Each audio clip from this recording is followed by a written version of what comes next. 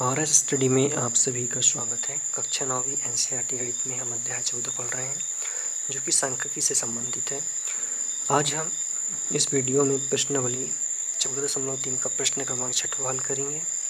लेकिन दोस्तों, अभी तक आपने अगर चैनल को सब्सक्राइब नहीं किया है तो आप जल्दी से सब्सक्राइब कर लीजिएगा। साथ ही बेल आइकन प्रेस कर ऑल सेलेक्ट कीजिए। वीडियो को लाइक करें, शेयर करें, कमेंट्स करें। प्रश्न है हमारा, नीचे की दो सारणियों में प्राप्त किए गए अंकों के अनुसार दो सेक्शनों के विद्यार्थियों का आवंटन दिया गया है। ठीक है, यहाँ पे दो सारणी दी गई है जिसमें जिसमें अंक दिए गए विद्यार्थियों के और बारंबारता दी गई है। तो हम देखें इसमें अगर, तो सेक्शन ए सेक्शन बी बना हुआ है। एक तालिका में एक कॉलम में अंक दिए गए हैं और अंकों की यहाँ पे बारंबारता दी गई है। तो मतलब 0 से लेकर 10 के बीच में जितने भी अंक आए तो उन विद्यार्थियों की संख्या 3 है। 10 से 20 के बीच में जो अंक आए उनके विद्यार्थियों की संख्या 9 है। 20 से 30 के बीच में 17 विद्यार्थी हैं। फिर 30 से 40 के बीच में 12 विद्यार्थियों के नंबर आए हैं। 40 से 50 के बीच में 9 विद्यार्थियों के अंक आए हैं। उसी प्रकार बी सेक्शन में 0 से 10 के बीच में 5 विद्यार्थी, फिर 10 से 20 के बीच में 19 विद्यार्थियों के अंक आए हैं। 20 से 30 के बीच में 15 विद्यार्थी के अंक आए हैं। 30 से 40 के बीच में 10 और 40 से 50 के बीच में 1 विद्यार्थी के अंक आए हैं। फिर आगे प्रश्न कहता है कि दो बारंबारता बहुभुजों की सहायता से एक ही आलेख पर दोनों सेक्शनों के विद्यार्थियों की प्राप्तक निरूपित कीजिए।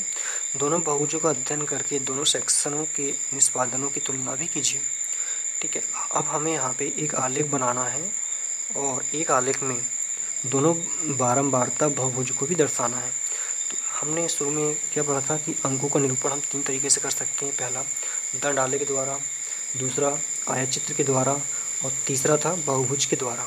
जो तीसरा वाला हमने पढ़ा था परिचय के वीडियो में, बहुभुज, वही यहाँ पे हमको बनाना है। ठीक है, तो बहुभुज बनाने के लिए हमें वर्ग चिन्हों की आवश्यकता होती है, लेकिन हमें इस तालिका में सिर्फ अंक दिए हैं और अंकों की यहाँ पे बारंबारता दी गई है और हमें यहाँ पे वर्ग चिन्ह नहीं दिए गए हैं। तो वर्ग चिन्ह कैसे निकालते हैं, तो उसके लिए फार्मूला होता है। फार्मूला क्या होता है कि वर्ग चिन्ह बराबर वर्ग चिन्ह बराबर वर्ग अंतराल की, वर्ग अंतराल कहाँ पे, ये वाला वर्ग अंतराल, इसकी ऊपरी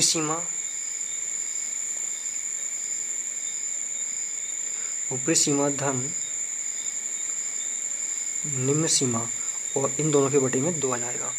ठीक है, ये होता है वर्ग चिन्ह निकालने का फार्मूला।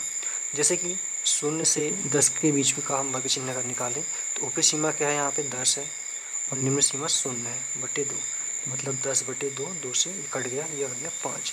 तो इसका जो वर्ग चिन्ह कितना आया, 5 आया। ठीक है, उसी प्रकार हम सभी का निकालेंगे तो हमको इस तरह से एक तालिका प्राप्त हो जाएगी। इस तालिका में हमें, पहली तालिका में हमें 4 कॉलम दिए गए थे, इसमें हमको 6 कॉलम बनाना पड़ेगा।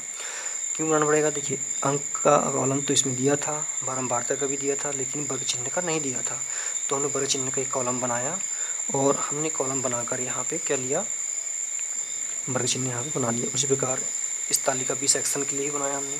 तो जैसे कि डिस्कस किया था पहले वाले के लिए हमने कि ऊपरी सीमा यहाँ पे 10 थी, निम्न सीमा 0, तो इसमें 2 का भाग देकर 5 निकाला।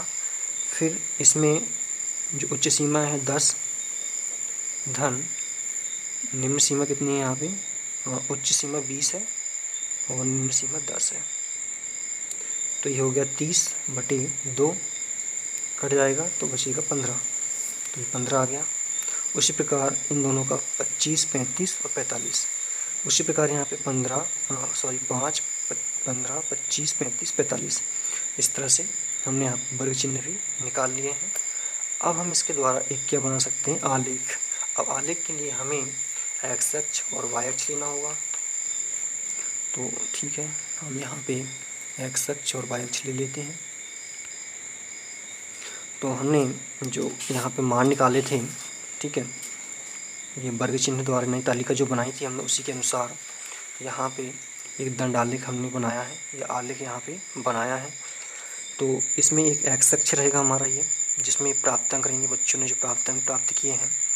तो हम देखें अगर जो प्राप्तांक है बच्चों के, तो वो देख ले हम यहाँ पे अगर, तो जो है 0 से लेकर अधिकतम 50 के बीच में है। तो तो हम एक्स अक्ष पे जो प्राप्तांक हैं उनकी संख्या 0 से लेकर 55 तक कर लेते हैं। इसमें आपको एक लाल पेन से और एक हरे पेन से जो कि बहुभुज बना हुआ दिखेगा। तो जो हरा वाला है वो सेक्शन ए के लिए है। तो सेक्शन ए में हम देखें तो ये भी 0 से लेकर 50 के बीच में ही है। तो सारे अंक हमारे यहाँ पे आ जाएंगे। तो यहाँ पे एक पैमाना हम ले लेते हैं। तो इनके बीच में जो है 0 से लेकर 5 है, मतलब यहाँ पे 1 2 3 4 5 है। उसी प्रकार यहाँ पे 5 का गैप है।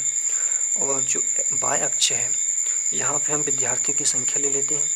तो जो विद्यार्थियों की संख्या है वो यहाँ पे हमें 3 से लेकर अधिकतम 17 तक मिलेगी। तो हमें जो आंकड़े हैं 0 से लेकर 20 के बीच में रखेंगे, सारे आंकड़े इसमें आ जाएंगे। तो एक निश्चित पैमाना हमने यहाँ पे लिया जिसमें 2 का अंतर होगा, ठीक है। तो अब इसमें देखें हम, तो पहला जो है हमारा अंक 0 से लेकर 10 के बीच में है, ठीक है, और कितना है 5 है। तो अभी हम इसको नहीं लिखेंगे, सिर्फ वर्ग चिन्ह और बारंबारता को यहाँ पे देखेंगे हम, और वही यहाँ पे हम निरूपित करेंगे। तो सबसे पहले हम देखें तो वर्ग अंतराल मतलब वर्ग चिन्ह क्या है, यहाँ पे 5 है और बारंबारता कितनी है 3 है। तो 5 जो है वो कितनी बार आया, 3 बार आया। तो जो 5 है हमारा वो एक्स अक्ष पे है और एक्स अक्ष पे है, लेकिन कितनी बार है, 3 बार है। 3 कहाँ पे आएगा, 2 और 4 के बीच में। तो यहाँ पे 3 हमने यहाँ पे लेकर एक बिंदु रख दिया। उसी प्रकार सेकंड है, वर्ग चिन्ह हमारा 15 कितनी बार है, 9 बार है। तो यहाँ पे 15 पे एक बिंदु लगाकर हमने किसके बराबर ले लिया, यहाँ पे 9 के बराबर। 9 कहाँ पे आएगा, 8 और 10 के बीच में। तो ये इसके बीच में आ गया। उसी प्रकार अगला 25 है, कितनी बार, 17 बार है। तो 25 को यहाँ हमने निरूपित किया जो कि 16 के ऊपर आएगा। फिर अगला कितना, 12 है, वर्ग चिन्ह 35 कितनी 12 है, तो 12 यहाँ पे जाएगा।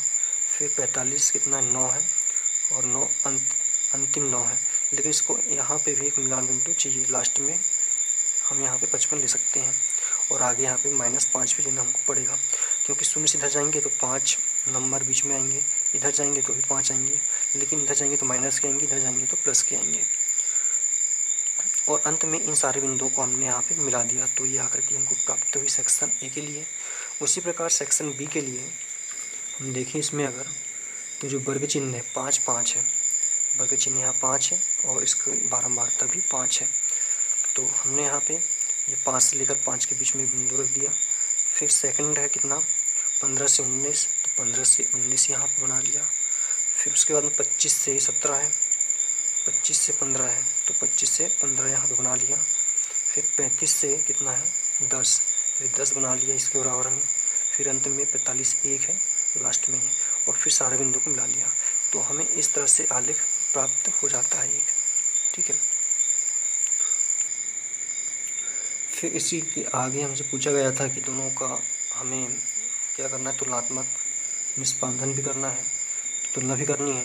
तो तुलना में हम देख रहे हैं कि जो लाल इंक से बना हुआ है उनकी संख्या अधिक है, मतलब जो अधिकतम अंक प्राप्त किए हैं वो बी सेक्शन के बच्चे हैं, और जो ए सेक्शन के बच्चे हैं वो कितने 17 है अंतिम, और ये 19 है।